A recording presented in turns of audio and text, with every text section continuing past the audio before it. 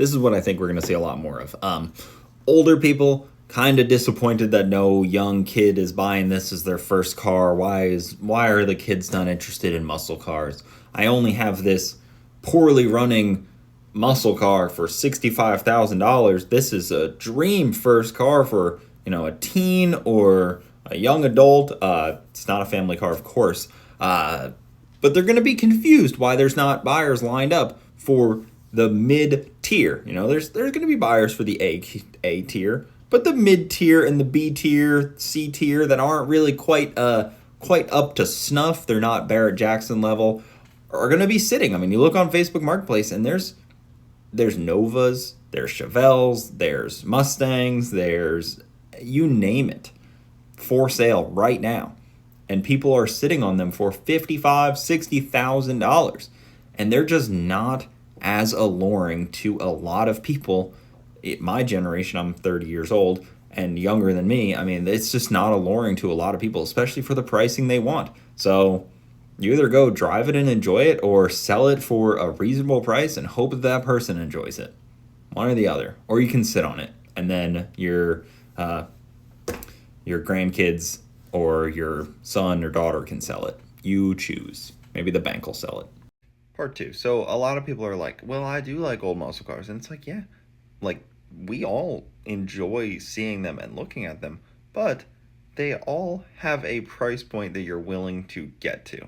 Now, it's an older car, say 60s, 70s muscle car, so you can't get a loan on it. Insurance is going to be a nightmare, depending on your age, the whole nine. And you're not going to be able to get a $65,000 loan. So a lot of people are buyers at, $5 to $15,000, but most people are not buyers of old cars at $65,000 because it just legitimately makes 0 sense.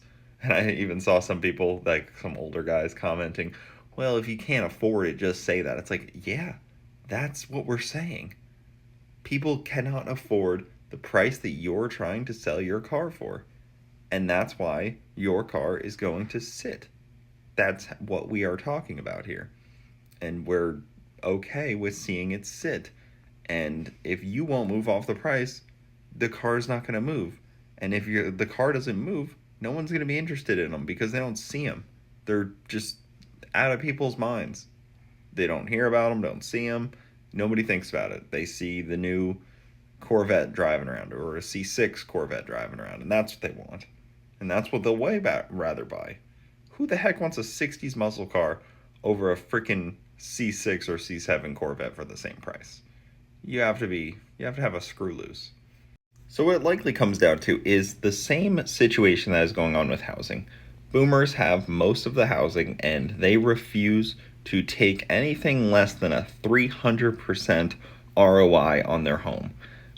Yes, the home is now much older. Yes, the car is now much older and more dilapidated. Young buyers are just trying to get in at a reasonable price, but no. This car needs to have a 300% ROI, even though the seats are old and crusty and they were good when you bought it, even though the headliner's gone and the engine's got a little tick to it. Doesn't matter. 300% return on investment.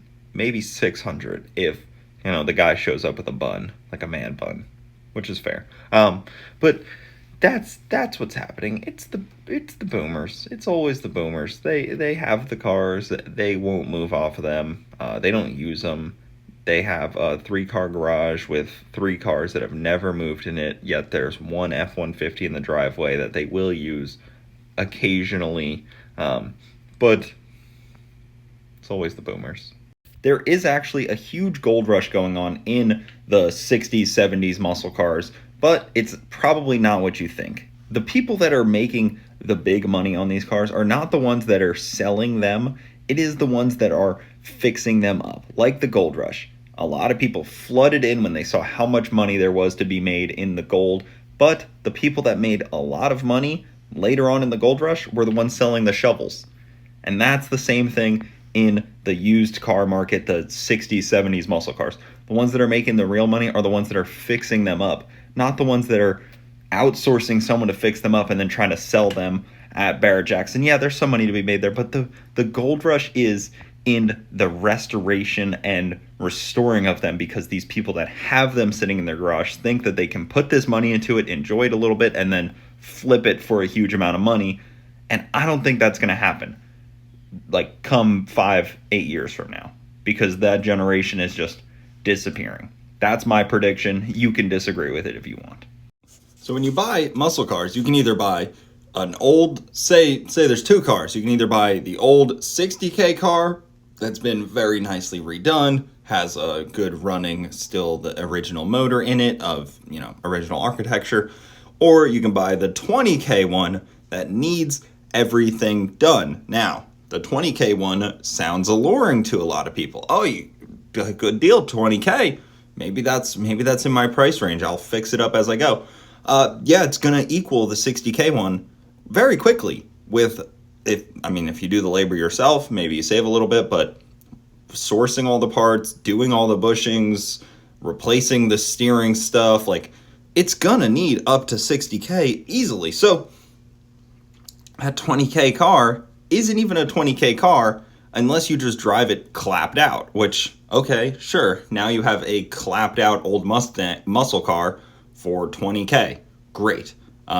You could buy a not clapped out new car for 20K, or a little rougher for 20K. So that 60K car doesn't make sense to most people because you're not going to get a loan on 60K. That 20K car shouldn't make sense to most people because it's not going to be a 20K car after you have to get it up to some standard of usability. So that's where the muscle car era sits. This is one of those things I always see when the muscle car conversation comes up, and it's like, yeah, they're cool and they look cool, but a C6 and a C7 is the same price as a good old muscle car like a Chevelle or a Nova or something. So why would you not buy one of those unless your only goal is for people to look at you? And I don't understand that need or desire. If you want people to look at you, just paint a pride flag on your car and go around honking your horn and cut the muffler off, and everyone will look at you. Play your music really loud. Like, if you want a high performance car, that's a different and actual conversation. But if you just want people to look at you, that's like a weird stance to take. I mean, do you want to be the coolest guy in the parking lot at the car meet? Maybe. That's very enjoyable for some. I personally could care less about that. If you need that much attention, that is fine. Paint it yellow, paint it bright pink, and everyone will look at it. But why do you need to turn heads?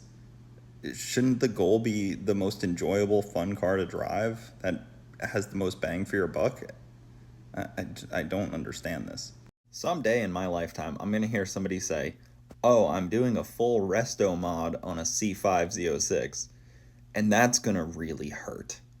That's going to be painful to know that Z06s and C5s are in the resto mod era. And hopefully I can see it. Hopefully I live to see the day when people are talking about doing resto mods on a C5 Z06. It'll probably be after the robots take over, but it's probably going to be my lifetime. Why do people think everything currently on the market right now, or within like 5 to 8 years from this moment back, are not going to be worth rebuilding or owning in, I don't know, say 30 years? So my son is 1 right now. So when he's 30 years old, the cars that he might be fixing up from this time, why do people think that this time, like I said, the last couple of years, doesn't have anything good to offer? I mean, all the Corvettes are very easy to work on, are very readily available. Hellcats, CTSVs, or CT5Vs, and even the CTSVs, ATSVs, 370Zs, 400Zs, Supras, BMW G80s, like, that stuff's still gonna be really good in 30 years. I mean, that's gonna be like a very cool classic car in 30 years that has a lot of performance and is relatively easy to work on. I mean, if people can work on them right now relatively easily, they're not gonna forget how to work on them in 30 years. They're probably just gonna be simpler than the cars in 30 years from now. There's a lot of good stuff that people will be fixing up and owning and restoring and driving, and I don't know why people get this idea